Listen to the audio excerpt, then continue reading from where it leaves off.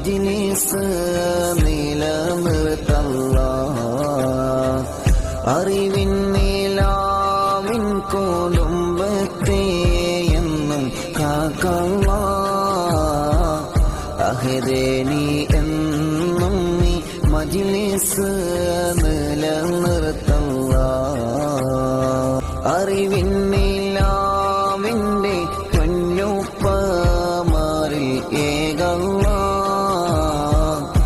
ആഫിയത്തോടെ നീ ദീർഘായുസ്സിനേറ്റല്ലാ. അറിവിൻ